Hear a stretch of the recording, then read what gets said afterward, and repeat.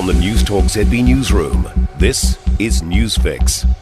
In this update, Chris Luxon says the three parties have figured out how to work together in government.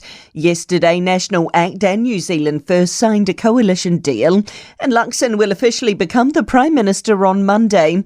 He says the trio have set up a relationship where they can easily pick up the phone to one another. But we actually will have a formal coalition committee that actually is the three leaders, the three deputy leaders and the leader of the House coming together as a clearinghouse for any issues that we need to be thinking about.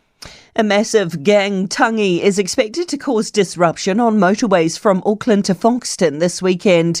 Senior headhunter William Bird Hines died after years of poor health, brought on by type 2 diabetes.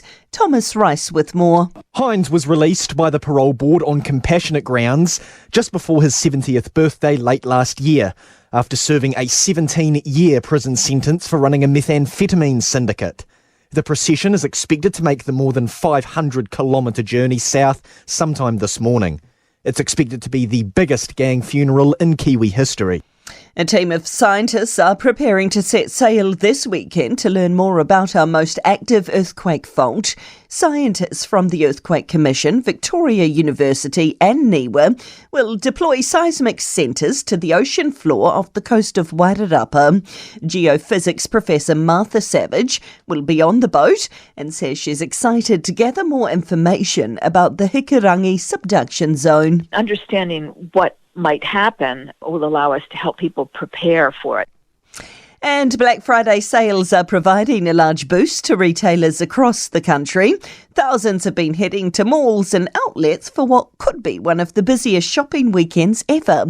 The Newmarket Business Association's Mark Knopf Thomas says after a less than ideal winter, the weekend relieves some pressure. The winter months, it's fair to say, have been pretty lumpy in retail and hospitality as well. So this is actually a massive injection of trade and cash flow to get people back up again.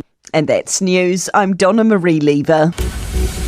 To sport, Olympic runner and former Paralympic champion Oscar Pistorius will be released from prison early next year.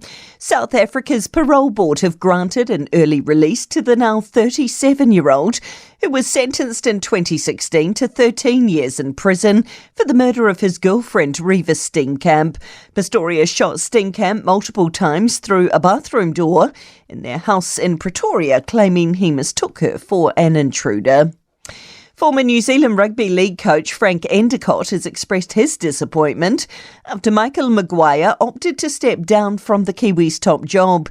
It comes after reports surfaced linking Maguire to the New South Wales State of Origin gig. I think he'll get a better insight into the Kangaroo players by coaching the Blues. He's working with them firsthand, and he would find out the weaknesses and the strengths of the Kangaroos, and that would have played in the favour of New Zealand.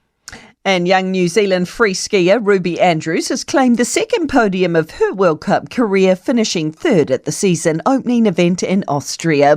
And that's sport. For more news, listen to Newstalk ZB live on iHeartRadio.